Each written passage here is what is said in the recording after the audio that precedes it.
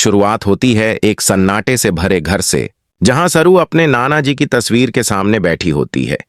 कमरे में अगरबत्तियों की खुशबू है, पर हवा में दर्द का एहसास भारी है। सरू की आंखों में आंसू हैं, लेकिन मन में सवाल, आखिर नाना जी के साथ ऐसा हुआ कैसे? पूरा परिवार उसे संभालने की कोशिश कर रहा है, लेकिन सरू की आत्मा जैसे बिखर गई हो। धीरे धीरे कहानी फ्लैशबैक में जाती है। दिखाया जाता है कि कैसे नाना जी की मौत एक सामान्य हादसा नहीं थी, बल्कि इसके पीछे एक बड़ा षड्यंत्र छिपा था। सरू को जब यह सच्चाई पता चलती है कि नाना जी की मौत किसी बीमारी या दुर्घटना से नहीं, बल्कि धोखे और लालच की वजह से हुई थी, तो उसका दिल टुकड़ों में बंट जाता है। उसे याद आता है कि नाना जी ने कुछ दिन पहले कहा था, सच हमेशा दर्द देता है, लेकिन झूठ कभी चैन नहीं लेने देता। उस वक्त सरू ने शायद बात को हल्के में लिया था, लेकिन अब वह वाक्य उसके मन में हथौड़े की तरह गूंजता है। एपिसोड में एक इमोशनल सीन दिखाया जाता है, जहां सरू नाना जी की पुरानी डायरी पढ़ती है। उसमें लिखे गए शब्द उसे अंदर से झकझोर देते हैं। उसमें लिखा होता है, अगर मेरे साथ कुछ हो जाए तो समझ लेना कि मेरे अपने ही मुझे मिटा देंगे। यह पंक्ति पढ़कर सरू की आंखों से आंसू बहने लगते हैं। वह चीख उठती है, नाना जी आपने क्यों नहीं बताया कि आप खतरे में हैं? मैं बचा लेती आपको। उसकी चीख पूरे घर में गूंजती है और हर कोई सन्न हो जाता है। फिर कहानी एक नया मोड़ लेती है। सरू को पता चलता है कि उसके चाचा, जो हमेशा परिवार के सबसे भरोसेमंद माने जाते थे, उन्होंने ही नाना जी की वसीयत बदलने की साजिश रची थी। सरू को यह सुनकर यकीन नहीं होता।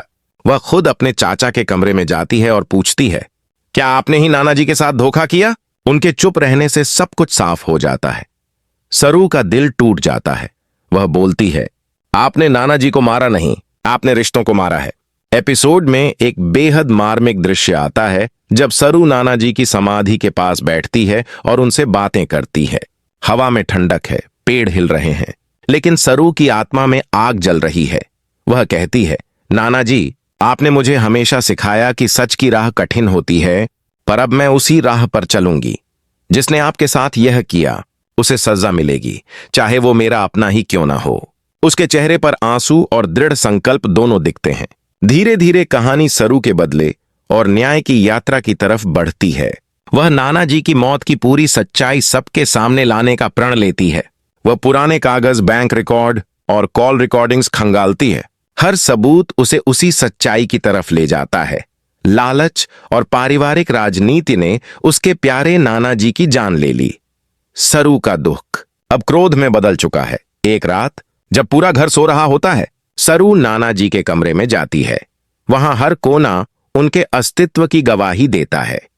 वह उनकी पुरानी छड़ी उठाती है, उसे सीने से लगाती है और कहती है, अब आपकी सरू किसी से नहीं डरेगी।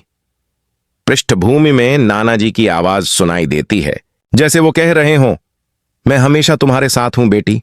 कहानी के अंत में सरू एक प्रेस कॉन्फ्रेंस रखती है और पूरे परिवार की सच्चाई दुनिया के सामने लाती है। उसकी आवाज कांपती है, पर शब्दों में दृढ़ता है। वह कहती है, मैंने आज अपने नाना जी को न्याय दिलाया है। जिन्होंने उन्हें धोखा दिया वो अब सजा पाएंगे। लोगों की तालियां गूंजती हैं, लेकिन सरू के दिल में बस नाना जी की मुस्कान की याद रह जाती है। अंत में सरू नाना जी की तस्वीर के सामने दीपक जलाती है और मुस्कुराकर कहती है, आपका न्याय हो गया नाना जी, अब मैं चैन से सो पाऊंगी। कैमरा धीरे धीरे पीछे हटता है, बैकग्राउंड में दर्द भरा संगीत बजता है और एपिसोड खत्म होता है इस संदेश के साथ, सच कभी नहीं मरता, बस वक्त आने पर सबको दिख जाता है। यह एपिसोड न केवल सरू की भावनाओं का प्रतीक है, बल्कि एक सशक्त महिला की यात्रा को भी दिखाता है, जो दर्द से उठकर न्याय की मिसाल बन जाती है। दर्शकों के लिए यह एक सबक है कि सच चाहे कितना भी छिपा हो, एक दिन उजागर होकर ही रहता है। The end. Full episode summary by Aasan info.